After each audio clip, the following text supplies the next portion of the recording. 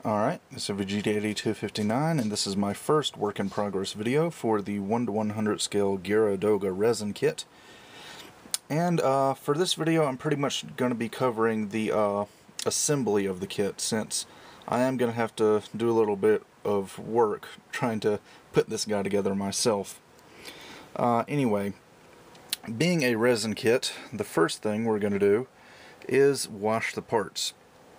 Right here I've just got a little plastic container filled with warm water and dishwashing detergent, and I'm just going to let these parts soak for a little while and then come back later and scrub them down with a toothbrush. And what this is going to do is it's going to not only clean the parts obviously, but it's going to make sure that all of the mold release from when the resin parts were casted, because a lot of times that mold release residue will cause some problems for the paint sticking to the parts. So to prevent that, we're going to give the parts a nice little bath.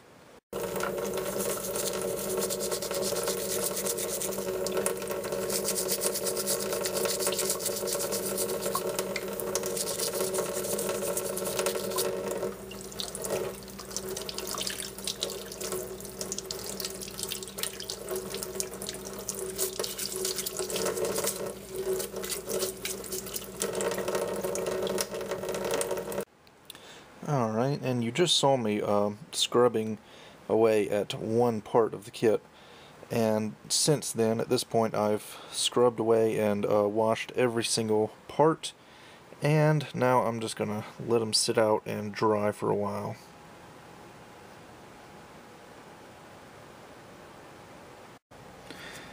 And now that we've got all of the parts washed, I'm just going to go over the entire kit with a light sanding.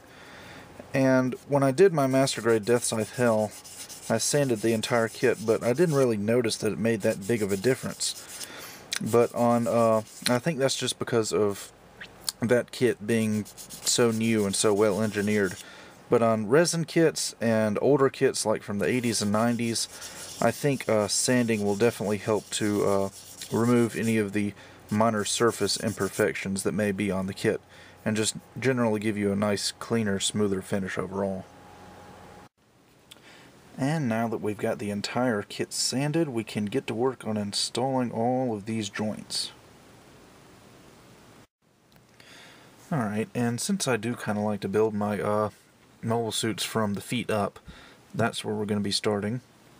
So the first, I guess, piece of business here is to connect the two parts of the foot together. Basically all I did was drill a small hole and insert this small little metal rod, and those are going to connect together just like that. And it's not really secure right now, as you can see it's still kind of wiggly, but I'll be gluing that in place when I do final assembly. Now for the actual ankle joint, I'm using these ball joints, the Premium Parts Collection from Hobby Base.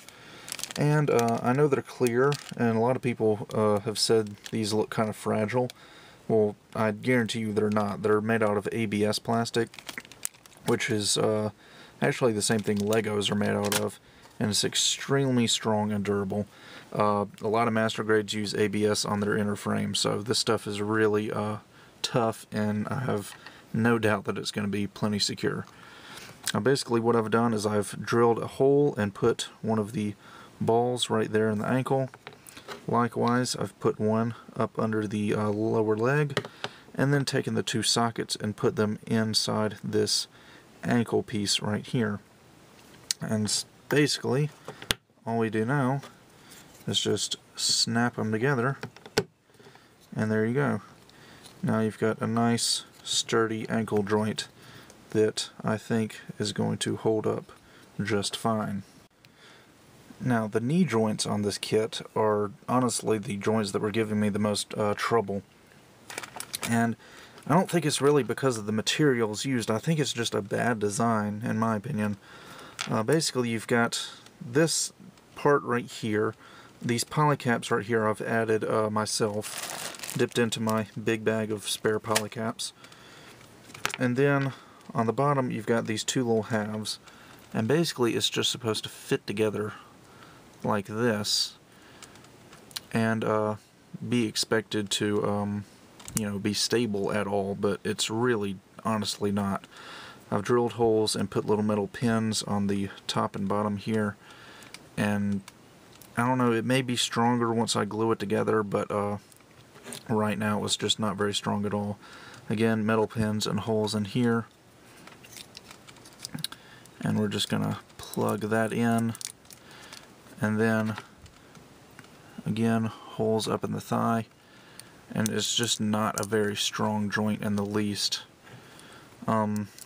Again, it may be a bit stronger once I glue it together, but right now I seriously have my doubts. As you can see, it just falls apart. Now luckily the hip joints on this kit were much easier than the knees. Basically, B-Club gave us this kind of cup-shaped resin part, and I drilled a hole through it to accommodate this little clear socket, again from the ball joint set that I used for the ankles. And I've drilled a hole and put a little metal tube here to act as a peg. And basically here you've got the waist section. I put the little ball joint there, and it fits on really securely, and it's pretty strong as well. Now this peg is actually going to go into a hole here. Drilled a hole in the top of the thigh, put a circular shaped polycap in there, and it's just going to fit in there and give us a bit of rotation below the hip. And again, it's pretty nice and secure, I think, so that should hold up pretty well. Now onto the skirt armor. Basically, for the skirt armor, I'm using these Kotobukiya MSG joints, and I think these are called a T-joint. Anyway, they come in a pack that looks like this. And here they are right here. Now you might be thinking, why didn't I use a ball joint for the front skirts? Well, actually the instruction manual said to use a joint like this, so that's what I went with. Basically I've got a hole right there that I drilled, and likewise drilled a hole in the back of the front skirt, and we're just going to plug that joint in there, and then it's going to have some up and down movement as well as some side to side movement,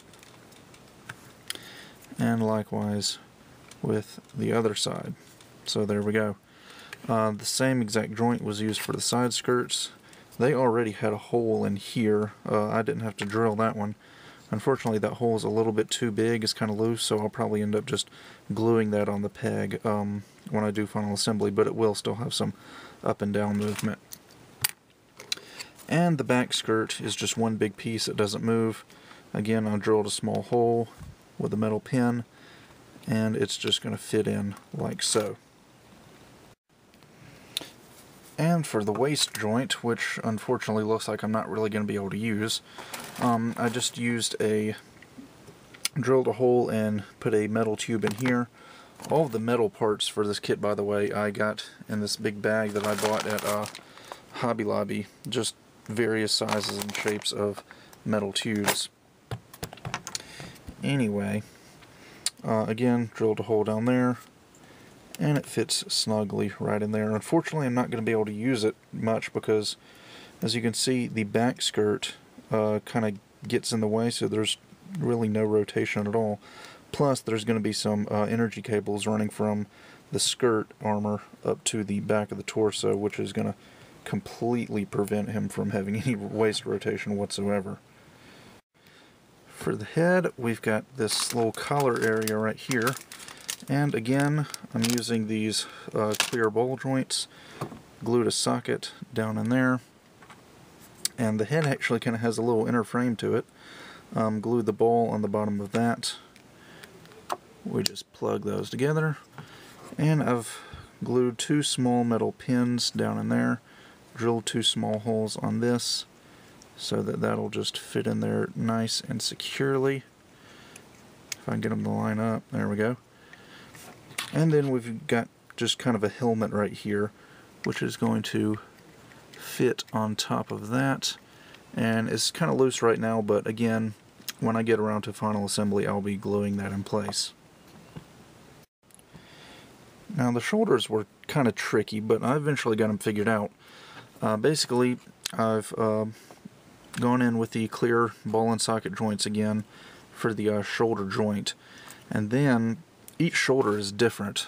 For this one, I glued a polycap ring inside there, and then I've used this metal rod right here and another smaller metal rod at the bottom to let's see, how's this going? This way.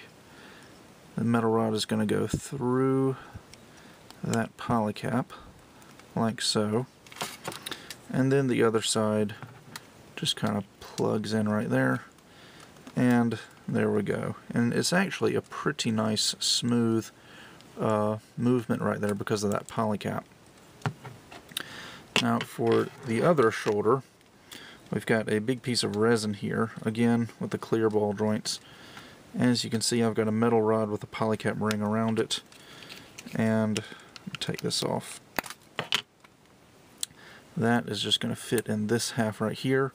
Again, metal rod on the bottom. Put this other half on it like so. There's going to be a thruster there, that's why there's a big gaping hole right there. And then another clear ball joint for the shield that goes on the shoulder armor. So there we go for that, and it just plugs right in like so. Now for the bicep area, I basically just drilled a hole in the bicep and inserted a polycap in there, and that's where this little metal tube right here comes in. It just fits right on there.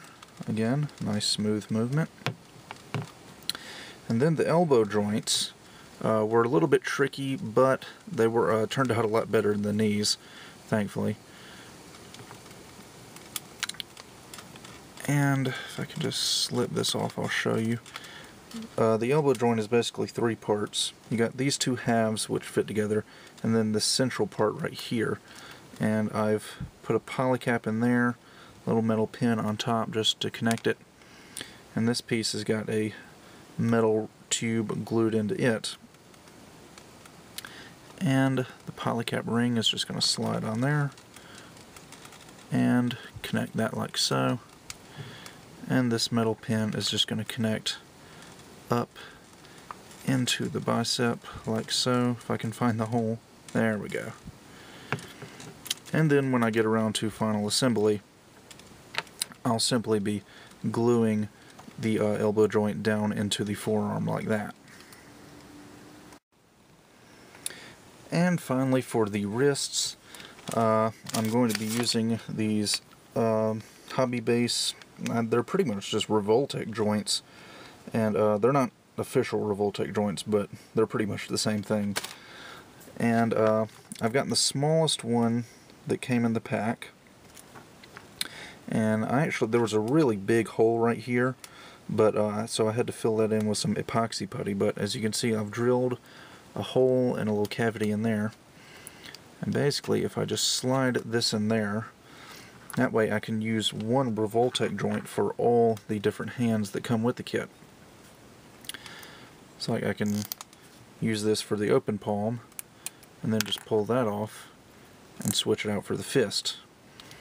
And I'm probably going to have to drill that hole a little bit deeper, because I think the joint shows a little bit more than it ought to, so I'll drill that out a little bit more to hide that Revoltech joint a little bit better. But yeah, that's pretty much it for the hands. Alright, and after finally getting all of those joints installed, this is what we have got. A nice 1:100 scale Gyaradoga. And just as a quick size comparison, here's a standard size Gundam, the Master Grade Gundam 2.0.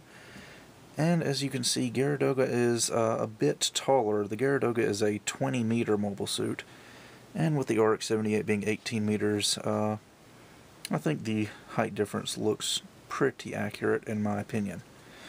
So anyway, I guess that about does it for the first work in progress for Gyaradoga. Now that we've got all of the joints installed, we can go ahead and start painting, so that's what I'll be covering in part 2. So with that, I'll see you guys next time.